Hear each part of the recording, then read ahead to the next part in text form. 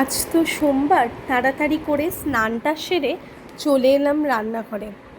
আজকে ভাবছিলাম একটু নিরামিষ কিছু করব, কিন্তু নিরামিষ বললে তো আমার বাড়িতে নিরামিষ বলে কিছু হয় না। আমার জন্য একটু ভাবলাম পনির ভাপা করি। তার জন্য একটা বাটিতে টক দই, নারকোল, তার সাথে কাঁচা লঙ্কা, পোস্ত বাটা সমস্তটা মিক্সিতে পেস্ট করে নিলাম। আর এইদিকে কড়াতে হলুদ লবণ দিয়ে পনিরগুলোকে ভেজে নিয়ে একটা টিফিন বক্সের মধ্যে ভরে নিচ্ছি। তার মধ্যে যে পেস্টটা করে রেখেছিলাম ওটাও ঢেলে দিলাম। দিয়ে এর মধ্যে লবণ, স্বাদ মতন একটু গুড় দিলাম, দিয়ে দিলাম একটু কাঁচা সর্ষের তেল, দিয়ে ভালো করে মুখটাকে আটকে নিয়ে কড়ার মধ্যে জল দিয়ে বসিয়ে দিলাম টিফিন বাটিটা, যাতে একটুকু ভেপার না বেরোয়। তার জন্য ওই ফুটোটাকে ছোট্ট একটা বাটি দিয়ে বন্ধ করে দিলাম। এটা হতে থাকুক।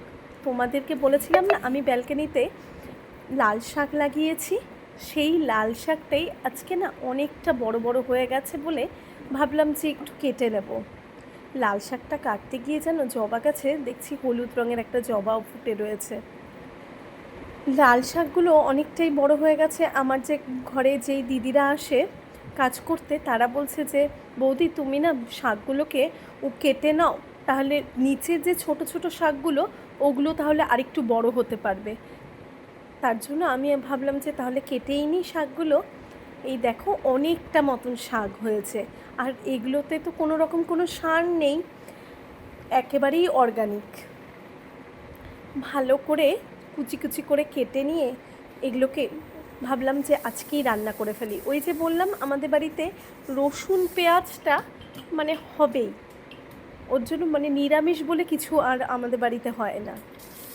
কিন্তু নিজের গাছের শাকটা খেতে কিন্তু আমার খুব ভালোই লাগে। আগের বার লাগিয়েছিলাম পালং শাক, সেটাও খুব ভালো হয়েছিল জানো। বালতির মধ্যে আমি লাগিয়েছিলাম ব্যালকনির মধ্যে।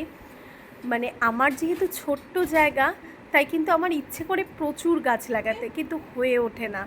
তোমাদের সাথে গল্প করতে করতে আমার পনির ভাপাটা দেখো হয়ে গেল। আগে আমি লাল শাকে পেঁয়াজ দিতাম না, কিন্তু আমার যে মাসিরা ওরা বলে যে লাল শাকে পেঁয়াজ দিলে খুব টেস্ট হয়।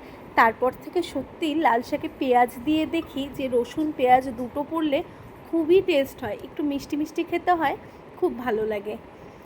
আজকে মেনুতে ছিল লাল শাক, পনিরের ভাপা, আর তার সাথে একটু বাঁধাকপি।